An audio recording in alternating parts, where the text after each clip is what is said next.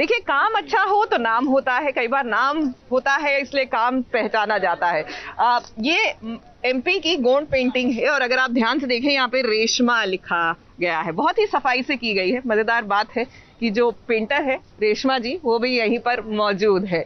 तो ये जो फील है way you meet the artist, ये भी आपको यहीं मिलेगा। वैसे चलिए अनुपमा का फील लेकर आते हैं। बा आज दिल का हाल अनुपमा को बता रही है। अरे मेरे बापूजी मेरे भगवान है, मेरा भगवान मेरा घर छोड़ के चला गया और तुम लोग में से कोई बता नहीं रहा मुझे कहां गए वो लोग। घर में पाँव मत रखना बाप, मेरी माँ ने तो पाप किया है, पाप। सॉरी, मैं बाहर आ गई, मुझे बोलना। Then shut up! मेरे बापूजी कहां हैं?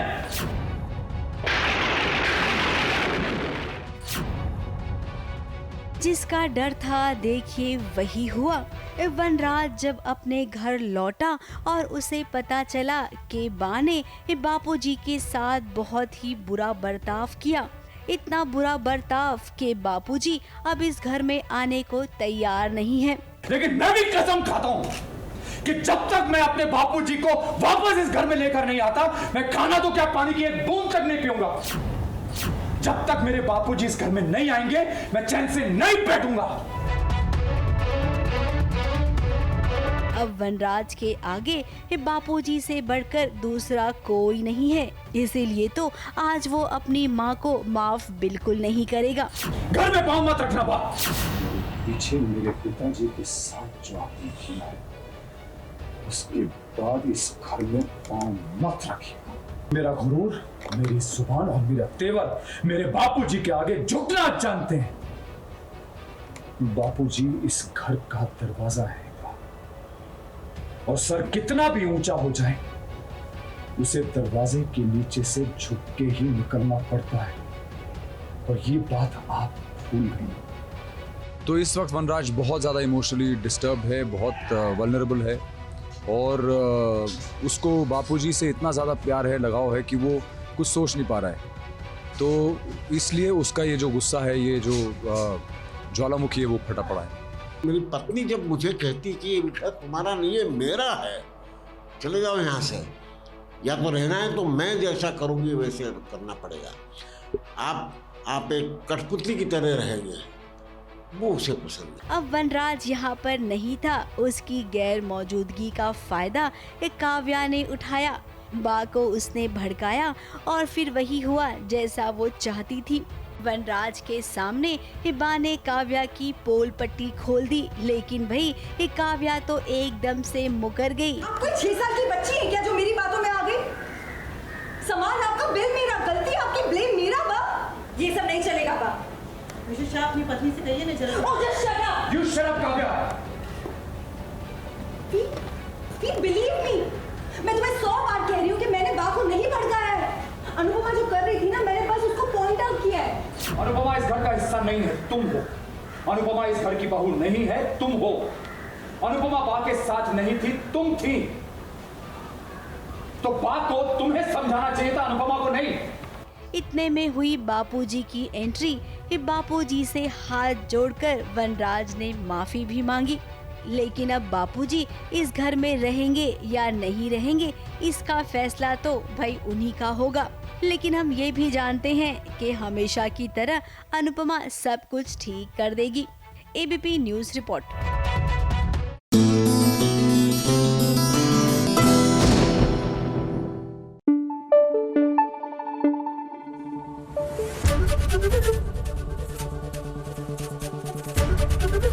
एबीपी न्यूज आपको रखे आगे।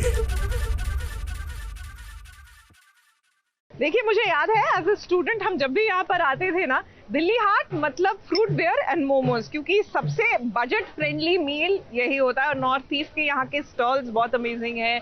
मेघालय में शिलोंग, ऑफ कोर्स अरुणाचल, सिक्किम, हर जगह आपको नॉर्थ ईस्ट वाला फील मिलता है। Of course budget over the years बढ़ गया है। मैंने 20 रुपए की फ्रूट बियर भी ली हुई है और आज 60 रुपए की भी पी रही हूँ। नॉट वेरी एक्सपेंसिव और नॉन अल्कोहलिक है, सिर्फ और सोडा होता है, बस नाम फ्रूट बियर बड़ा एग्जॉटिक सा लगता है। बहरहाल देखिए, कैश के कलाकारों से हमारा ये जो इंटरव्यू है उनके मेकर्स के साथ, वो जरूर देखिए, एंजॉय कीजिए। अभिनेता अमोल पराशर की जेब में है नकली कैश। वो हमेशा लेकर चलते हैं 2-3 हजार रुपया कैश, क्योंकि नोटबंदी के समय से उन्होंने अपना नया बिजनेस जो शुरू किया है नोट एक्सचेंज का, जिसमें उनका साथ निभाया है स्मृति कालरा ने और साथ ही साथ कविन दवे ने। इसीलिए तो आज वो अपने कैश की कहानी बयां कर रहे हैं, जो आने वाली है डिज्नी प्लस हॉटस्टार पर।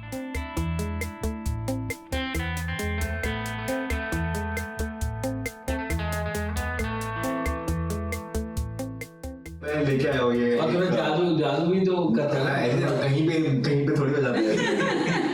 इसके लिए वो मेडिटेशन करना पड़ता है। ये मैं लेके आया हूँ, हमारी फिल्म में हमने नोट यूज किया है, नकली है लेकिन है दिखाने के लिए। दूर से अगर सब पिंक कलर का दिखाओ तो किसी को लग सकता है कि अरे हाँ 2000 का नोट। जनरली कितना कैश लेकर चलते हैं आप जेब में?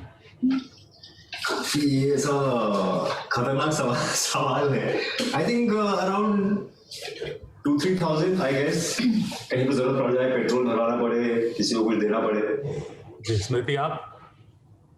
इतना ही अराउंड 2-3 हजार। अच्छा, और कविन आप? मैं ज्यादातर वही ऑनलाइन पेमेंट करता हूँ। कैश में गुलशन ग्रोवर भी हैं और साथ में स्वानंद किरकिरे भी। स्वानंद की भूमिका इस वेब फिल्म में सरप्राइज है। इसीलिए मैंने स्वानंद जी को देखा था और मैं भी बस उनके म्यूजिक करियर से वाकिफ था। मुझे आइडिया भी नहीं था वो एक्टिंग करते हैं, लेकिन उनकी स्टेज पे जो एनर्जी थी, आई मीन जिस मजे से वो मतलब कॉमेडी प्ले था तो हर बात पे हंसी आ रही थी। गुलजार साहब के का प्ले था एक्चुअली, अंगूर पे बेस्ड था ये उनका प्ले। तो तब मैंने देखकर डिसाइड किया था कि स्वानंद जी को अगर मैं कॉमेडी पिक्चर बनाऊंगा तो स्वानंद जी को के साथ कहीं तो मतलब उनको फिट करना है, कहीं तो उनके मतलब उनका योगदान चाहिए मुझे। आपने देखा है कि लॉकडाउन में सबसे ज्यादा यूनिकॉर्न्स की अनाउंसमेंट हुई है। तो एक ये जो पैरेलल जो दुनिया चलती है कि एक जगह आपको लगता है कि चीजें नहीं मूव हो रही हैं या बंद हो गई हैं, मगर एक यूनिकॉर्न्स भी निकल रहे हैं, उस रिलेटेड हमने ये डुअलिटी और ये पैरेलल्स के ऊपर मैं और ऋषभ बहुत बात करते थे और वैसे जाके हमारी ये कहानी हमने सोची। विशेष भट्ट की इस फिल्म में निर्देशक हैं ऋषभ सेठ, जिनका बतौर फिल्म निर्देशक डेब्यू हो रहा है। कहानी की पृष्ठभूमि 5 साल पहले की है, जब नोटबंदी हुई थी। फिल्म ताजगी से भरपूर है ऐसा दावा किया जा रहा है। अब वो कितना सच साबित होगा ये तो 19 नवंबर को पता चल ही जाएगा। Sandeep Pandya, ABP news, Mumbai.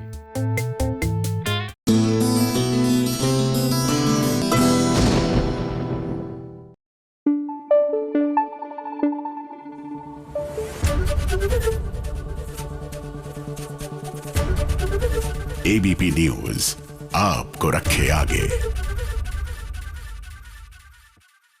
और एसबीएस ओरिजिनल्स में वक्त खास खबर का है। खून और कलम से लिखी मुंबई गैंग वॉर की अनकही अनसुनी कहानी है गैंगिस्तान। कुछ यही कहना है स्पॉटिफाई के पॉडकास्ट में अपनी आवाज देने वाले अभिनेता प्रतीक गांधी का, जो इसमें आसू पटेल नाम के पत्रकार की भूमिका निभा रहे हैं। प्रतीक पत्रकार बनकर रोमांच महसूस कर रहे हैं। ये मेरा पहला ऑडियो सीरीज है उस लिहाज से भी, और ये किरदार भी जो है क्राइम जर्नलिस्ट का, जो मैंने कभी किया नहीं है, ना स्टेज पे, ना फिल्मों में, ना कभी किसी वेब सीरीज में, और इसका पहला मौका मुझे मिल रहा है एक ऑडियो सीरीज में। सो मैं इसके लिए बहुत ही उत्साहित हूँ। हमने सिर्फ एक माइक के पीछे खड़े रहकर इसका डबिंग नहीं किया, ना इसका रिकॉर्डिंग ऐसे नहीं किया। हमने ये सारे सीन्स को परफॉर्म किया है बिना कैमरे के। इस पॉडकास्ट की कहानी सत्य घटनाओं पर आधारित है, जिसमें इंस्पेक्टर शिवानी बनी है अभिनेत्री सयामी, और एक पप्पू टकला नाम के गुंडे का किरदार निभा रहे हैं दयाशंकर पांडे, जो तारक मेहता का उल्टा चश्मा में इंस्पेक्टर चालू पांडे बनते हैं।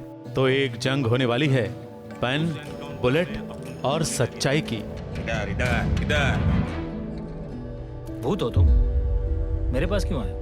तो मेरे लिए मजेदार बात ये थी कि ऐसे एक पत्रकार जो बहुत सन्निष्ठ हैं, बहुत ही ऑनेस्ट हैं, और इतने सालों से जिन्होंने इस फील्ड में इतना सारा काम किया है, इनका जो पुलिस नेटवर्क या अंडरवर्ल्ड के जो नेटवर्क के साथ इनका कनेक्शन था, जहां से ये सारी इंफॉर्मेशन लेते थे, ये बहुत ही मतलब दिल दहलाने वाली बात है कि ऐसा शायद हमने अब तक सिर्फ फिल्मों में देखा होगा। हर्षद मेहता का किरदार निभाने के बाद प्रतीक गांधी इंडस्ट्री का बड़ा नाम बनता जा रहा है। हाल ही में अमिताभ बच्चन के शो केबीसी में भी वो नजर आए थे, और वहां भी उन्होंने गांधी जी के किरदार की झलक दिखाकर वाहवाही लूटी थी। हर एक भारतीय का ये एक सपना होता है कि एक बार अमिताभ बच्चन से मिलने का मौका मिले। तो मेरा भी ये सपना था बचपन से, और ऐसे पूरा होगा ये मैंने सोचा भी नहीं था। तो जब मैंने उनको साक्षात देखा, तब सडनली मैं जो सालों से उनकी आवाज सुन रहा था, जो उनको पर्दे पे देख पा रहा था, मैंने पहली बार उनको पर्सनली देखा। तो मेरे लिए तो बहुत ही ओवरवेलमिंग मोमेंट था वो। प्रतीक को उम्मीद है कि इस पॉडकास्ट की उनकी पत्रकार वाली भूमिका भी लोग खूब सराहेंगे। मुंबई से रवि जैन की report.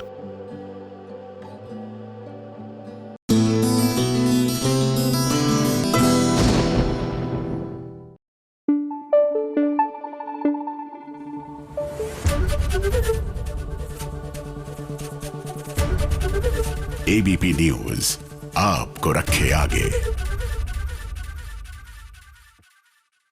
You know what I like about these sweaters और sweaters in general, जब पॉकेट होती है, लाइफ में पॉकेट बहुत ज़रूरी होती है ना, छोटी छोटी चीज़ें आ जाती है। अब ठीक है, आदमियों के लिए आप पैंटों में, शर्टों में और जैकेटों में पॉकेट्स बना देते हैं, लेकिन महिलाओं के कार्डिगन में भी पॉकेट्स हो तो मज़ा आ जाता है। वैसे पॉकेट नहीं, अब टशन की बात करते हैं, जो टशन दे रहे हैं इमली और आर्यन एक दूसरे को।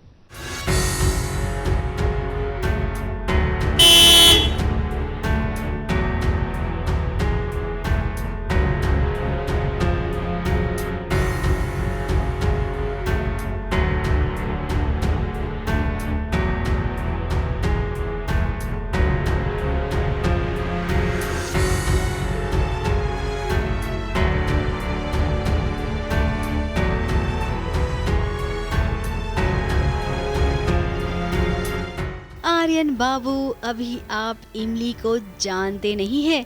इस इमली से पंगा ना लेना, वरना अगर इसका दिमाग खराब हो गया ना तो आपकी छुट्टी कर देगी। अब इमली तो आर्यन की बहन की मदद कर रही थी। उसे क्या पता था कि जिस घर की लड़की की उसने मदद की है वो घर आर्यन बाबू का है, जो कि एक नकचढ़ा इंसान है। अब इमली का पंगा आर्यन से हुआ है। वो उसके घर से निकल रही थी, उसके गाड़ी के सामने आई और फिर देखिए कैसे आर्यन के इशारे पर घर का गेट भी बंद हो गया। अब इमली को कैद करना इतना आसान नहीं है, ये आर्यन बाबू जानते नहीं है। खैर, यहाँ से तो इमली निकल ही जाएगी।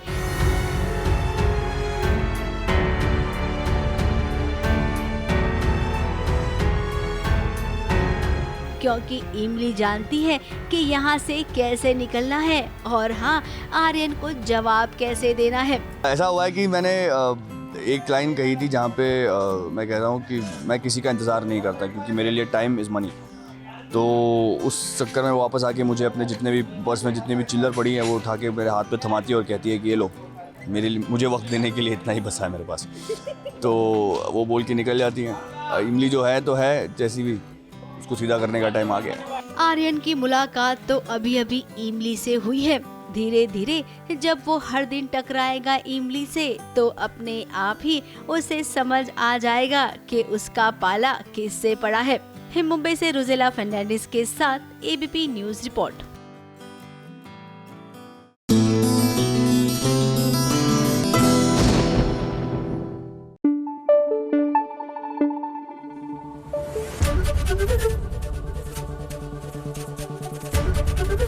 एबीपी न्यूज आपको रखे आगे। चलिए, सास बहू और साजिश में आगे बढ़ेंगे, लेकिन आज की हमारी इस खास खबर के बाद।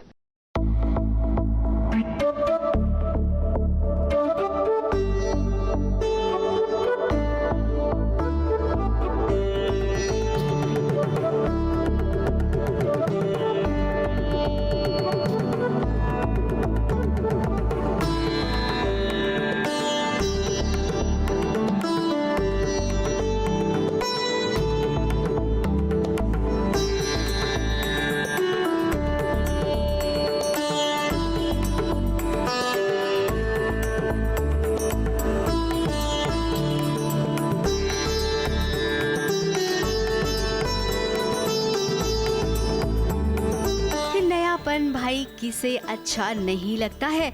जब कोई नया सीरियल आने वाला होता है तो दर्शक बहुत ही ज़्यादा एक्साइटेड हो जाते हैं कि भाई इस सीरियल में नया क्या देखने मिलेगा।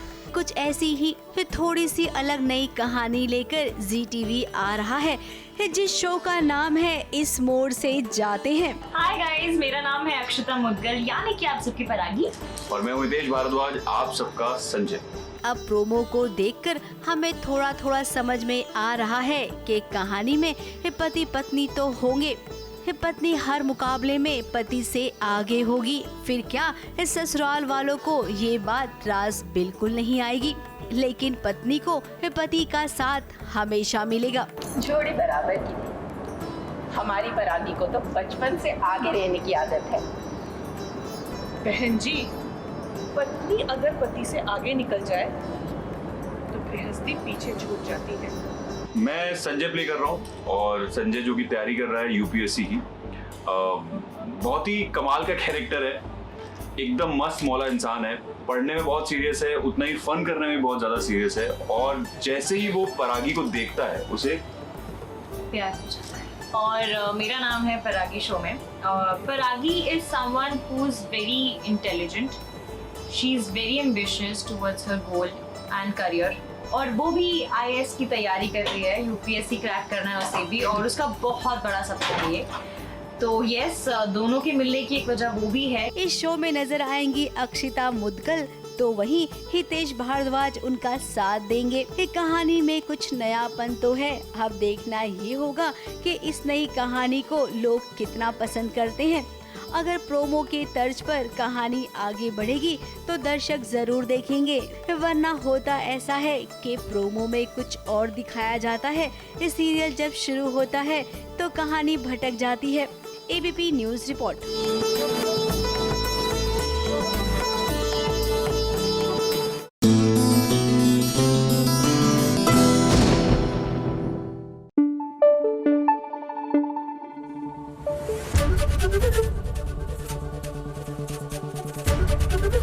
ABP न्यूज आपको रखे आगे।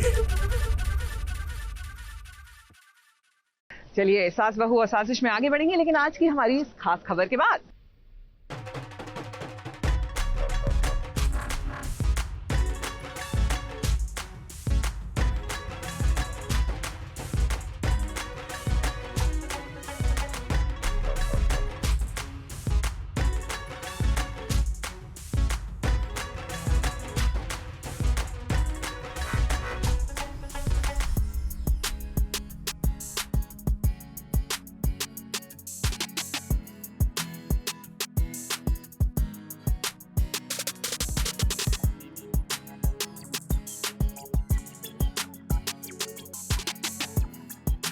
राघव और पल्लवी की कहानी, जो मिले तो थे एक दुश्मन की तरह, लेकिन इनकी दुश्मनी धीरे धीरे प्यार में कब बदल गई ये इन्हें भी नहीं पता चला। और जब राघव और पल्लवी को एक दूसरे से प्यार हुआ तो भाई दर्शकों को भी इनसे खूब सारा प्यार हुआ। लेकिन कहते हैं ना, जो कहानी शुरू होती है वो एक अच्छे नोट पर खत्म भी होती है। तो भाई राघव और पल्लवी की कहानी भी अपने दर्शकों से विदाई लेने वाली है। अगर शो 9-10 महीने में बंद हो जाता है, इसका मतलब ये नहीं है कि शो हिट नहीं है। अच्छा शो है, और मुझे कहीं ना कहीं ये लगता है कि अच्छे शोज़ की अप्रिसिएशन भी बहुत कम होती है। जो आपने बोला मैं कितना मिस करूँगा, मैं ऑनेस्टली मिस नहीं करूँगा, क्योंकि मुझे जो स्टोरी कहनी थी मैंने वो स्टोरी कही। हमने सच्चे मन से स्टोरी कही, हमने बहुत अच्छे कैरेक्टर्स बनाए, हमने बहुत अच्छी स्टोरी कही। प्रोड्यूसर संदीप सिकन ने अपने सभी कलाकारों के लिए एक लंच पार्टी रखी थी, जहां पर सितारे हैदराबाद से मुंबई पहुंचे। और जब मुंबई पहुंचेंगे तो भाई इस सास बहू और साजिश से मुलाकात तो होगी।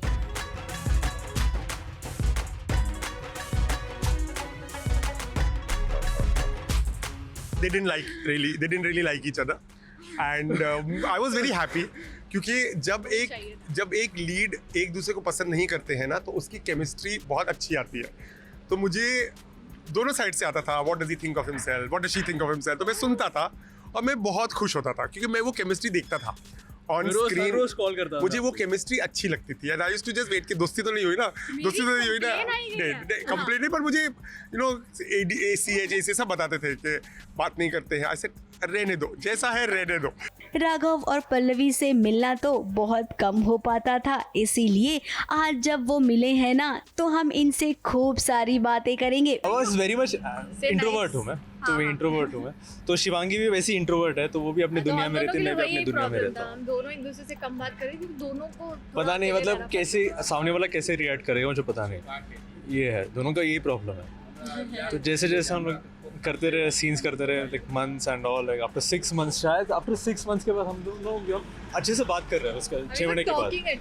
उससे पहले तो हम लोग सीन करते हैं, ये तुम्हारा लाइन है, ये मेरा लाइन है, हाँ ठीक है फाइन। अब उम्मीद करते हैं कि हर कहानी की तरह इस कहानी में भी हैप्पी एंडिंग हो, राघव और पल्लवी के बीच की सारी गलतफहमियां दूर हो जाए और ये दोनों हमेशा के लिए एक हो जाएं। मुंबई से रुजेला फर्नांडिस के साथ ABP न्यूज़ रिपोर्ट।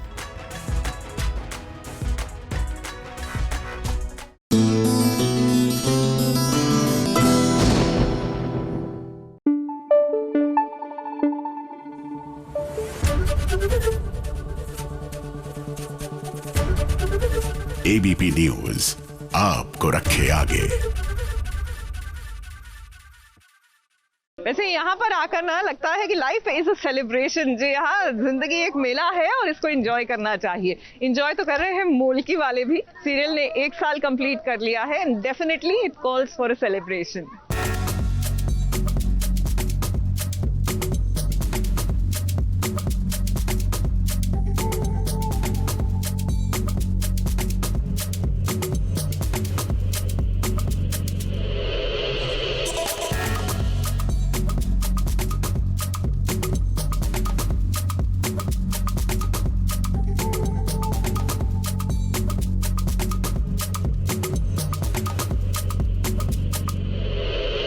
मोल की सीरियल में होने वाली है अर्जुन बिजलानी की एंट्री। जी हाँ, अगर अर्जुन आपको ये बात नहीं पता होगी ना तो हम आपको बता देते हैं कि जल्द ही आपको मोल की सीरियल से फ़ोन आएगा कि भाई अर्जुन आ जाओ हमारे साथ शो करने।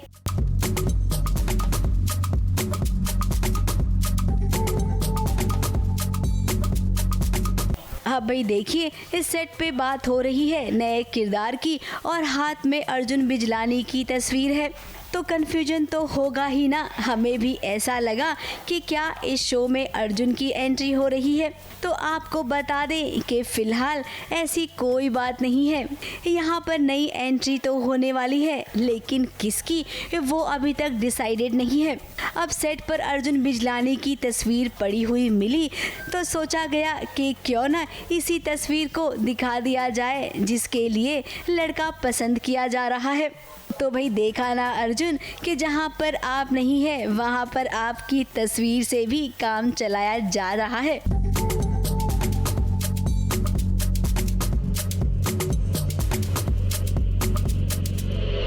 अब ये तो पर्दे के पीछे की बात थी जो हमने आपसे शेयर की। यहाँ पर पर्दे पर हो रही है हर बार की तरह साजिश।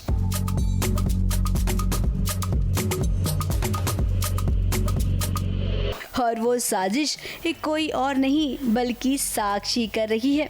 अब मुखी और पूर्वी एक दूसरे के साथ बड़े अच्छे से रह रही हैं, तो वहीं इस साक्षी काम बिगाड़ना चाहती है, तभी तो उसने मोहरा भी चुन लिया है और वो मोहरा है मुखी की बहन। अब देखिए, इस साक्षी ने दूध में कुछ मिला लिया है, उसने अपनी चाल तो चल ली है, लेकिन ये चाल कामयाब होगी या फिर पूर्वी को पता चल जाएगा कि भाई कुछ गड़बड़ होने वाली है। देखिए, अभी जो जंग है वो खुलेआम छिड़ गई है और साक्षी जो है वो सबके सामने अब वार कर रही है। तो साजिश तो बिल्कुल आपने सही कहा कि साजिश तो वो कर रही है, लेकिन क्या कर रही है उसके लिए आपको थोड़ा सा इंतज़ार करना पड़ेगा, क्योंकि वो पूर्वी को किसी भी तरह से इस हवेली से निकालना चाहती है। अब सीरियल की बहू रानी है तो जो होने वाली है गड़बड़ी उसे पहले से वो भाप भी तो लेती है। मुंबई से कलीम सलमानी के साथ ABP न्यूज़ रिपोर्ट।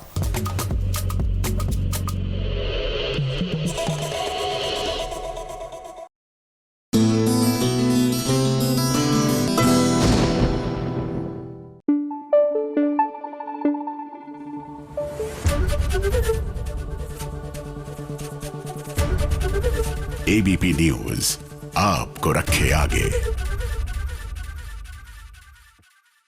देखिए, मौका खास है, आप और हम दिल्ली की सैर पर निकले हैं। मौसम जो है मेहरबान है, दिन में गर्मी हो जाती है, सुबह शाम यहाँ पर थोड़ा सा ठंड का एहसास होता है। Perfect for this special occasion. फिलहाल वक्त स्पेशल रिपोर्ट का।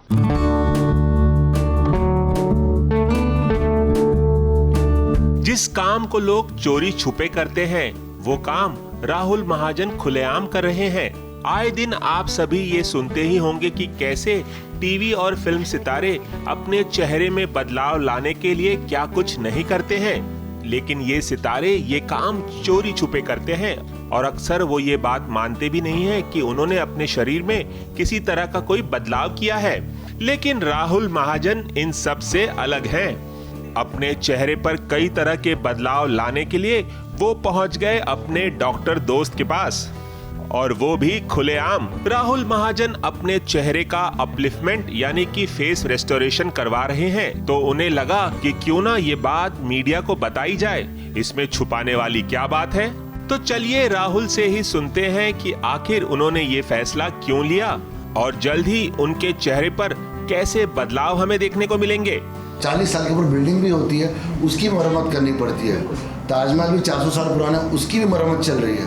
तो कोई भी चीज़ है उसको रिस्टोर करना पड़ता है। तो मुझे रियलाइज़ हो कि मैं वर्कआउट हफ्ते में 4 दिन कर रहा हूँ, मेरे चेहरे पे चबी चबी, जो बिग बॉस में नाम था, सालों से लोग मुझे चबी चबी कहते हैं। ये इतना सब फैट चेहरे पे है। अब चेहरे का फैट के लिए तो कोई वेट नहीं ट्रेनिंग कर सकता हूँ। तो चेहरे पे बहुत सारा फैट है, मुझे पसंद नहीं आ रहा, तो उसके लिए क्या करूँ। मैं वर्कआउट पिछले 6 महीने से कर रहा हूँ, बिल्कुल कम नहीं हो रहा। तो मैं बहुत परेशान था कि क्या करूँ। और जैसे कि मेरी दोस्त राखी साहब हमेशा कहती है कि डॉक्टर के बारे में हमेशा प्लास्टिक सर्जन की तारीफ करती है। तो ये नहीं कर रहा हूँ कि मैं कुछ चेंज कर रहा हूँ फेस में, मैं ये कर रहा हूँ कि जो मैं 5-10 साल पहले लिखता था, अपने आप को रिस्टोर कर रहा हूँ। रिस्टोरेशन तो हर चीज़ का होता है, जो अच्छी की इमारत होती है, बिल्डिंग होती है, गाड़ी भी होती है, इंजन भी होता है, हर चीज़ का रिस्टोरेशन होता है। अब जरा इन डॉक्टर महोदय की बात भी सुन ली जाए कि आखिर वो राहुल के चेहरे के साथ क्या कुछ करने वाले हैं, किस तरह से उसका अपलिफ्टमेंट करने वाले हैं। इनकी बातें जरा टेक्निकल हैं, लेकिन सुननी तो जरूर चाहिए। तो most of the things we are planning is non surgical things, जो हम बोलते हैं, and a few things surgical, जो माइनर सर्जरी है, जैसे कि आईलिड है, ये नॉन सर्जिकली हो ही नहीं सकता है बिकॉज ये स्किन ज़्यादा है और थोड़ा फैट है वहाँ पे। तो हमको उसको उस एक्सेस स्किन को काट के वो फैट को, इट्स लाइक वो डेंटिस्ट के पास कैसे हम जाते हैं, वो एक छोटा इंजेक्शन देके लोकल एनेस्थीसिया नम कर देगा, he will be awake, he will talk to me, बस उतना पोर्शन को हम सुन कर देंगे 1-2 इंजेक्शन से और वो स्किन निकाल देंगे। लेकिन that will make him look younger by at least younger, or rather make him go back and look, the eyes will open up, it look brighter by at least another 5 to 10 years. हम तो बस यही कहेंगे कि हमें ये नहीं पता कि अपने प्राकृतिक अंगों के साथ किसी तरह की छेड़छाड़ करनी चाहिए या नहीं, ये एथिकली कितना सही है और कितना गलत। लेकिन राहुल, आपने अपने चेहरे के अपलिफ्टमेंट का जो फैसला लिया है, हमें उम्मीद है कि आपने ये कदम बहुत सोच समझ कर उठाया होगा। Ravi Jain, ABP news, Mumbai.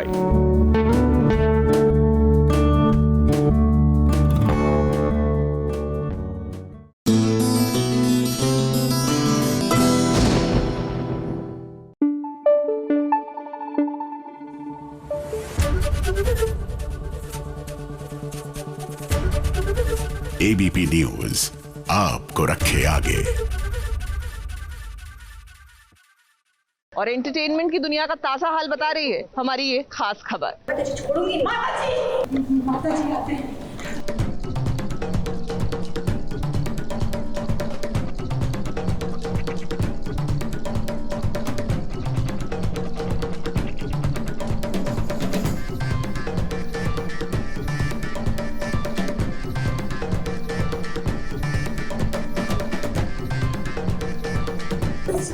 माता जी,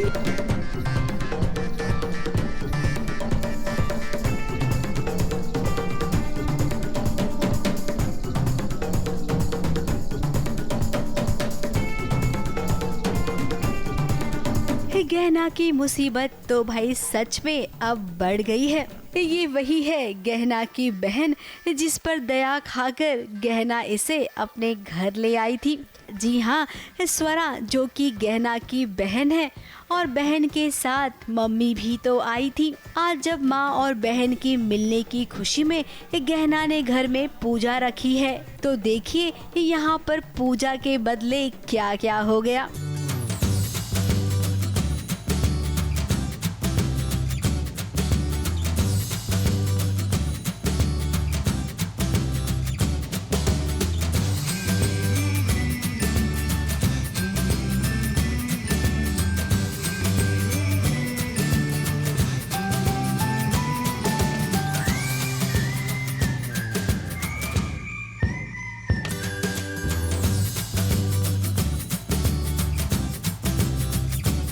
ये एक पूजा और एक सेलिब्रेशन है क्योंकि मैं बरसों बाद अपनी माँ और अपनी बहन से मिली हूँ, तो ये एक्चुअली आनंद जी का प्लान है। गहना को उसकी खोई हुई माँ और बहन मिल गई है, उसमें भी पूजा की आरती के बीच में वो डांस करने लग गई, तो ये भी एक आफत लग रही है। बहन स्वरा ने कुछ ऐसी हरकत की कि उसकी हरकत किसी को भी पसंद नहीं आई।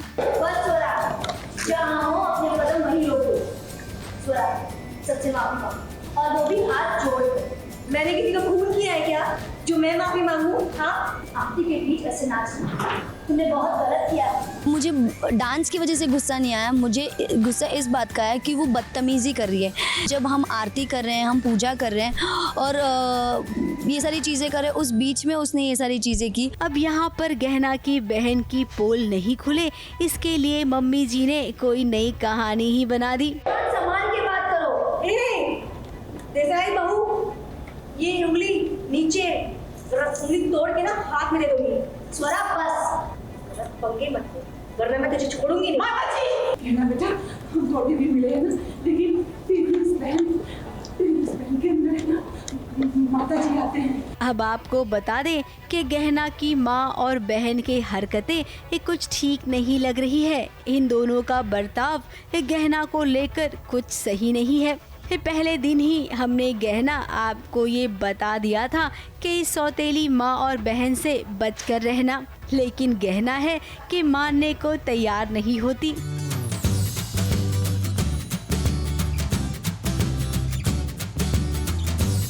मुंबई से कैमरामैन इरफान शेख के साथ एबीपी न्यूज रिपोर्ट।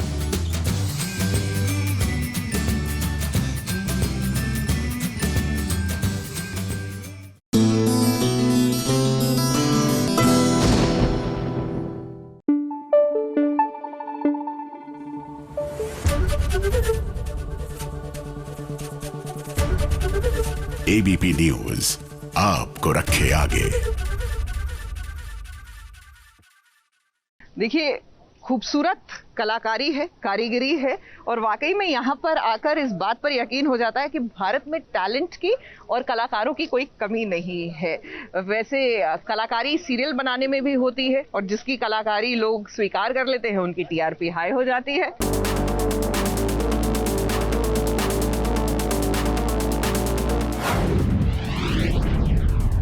छोटे पर्दे का टीआरपी चार्ट आ गया है, तो चलिए शुरुआत करते हैं नंबर 5 से। पिछले हफ्ते टॉप 5 से आउट हो गया था सीरियल ये रिश्ता क्या कहलाता है। सो लीजिए 5वें नंबर पर पहुंच गया है इस हफ्ते ये रिश्ता क्या कहलाता है 2.2 रेटिंग के साथ।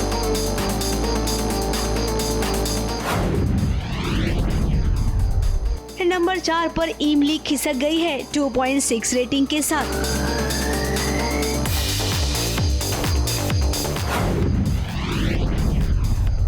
नंबर 3 पर सीरियल उडारियां हैं 2.7 रेटिंग के साथ।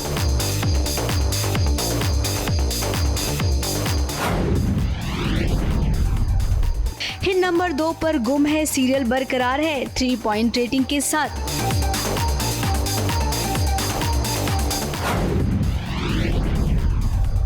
अब बात करेंगे नंबर 1 की। नंबर 1 पर अनुपमा विराजमान है 3.9 रेटिंग के साथ।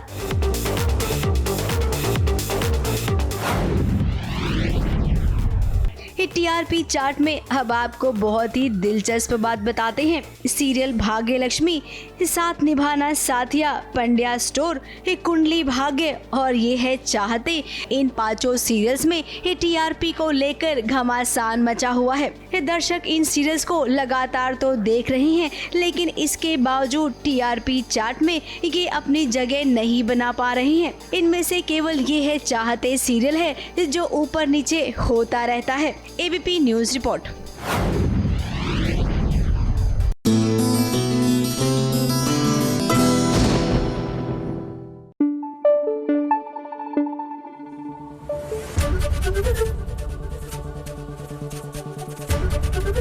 एबीपी न्यूज आपको रखे आगे।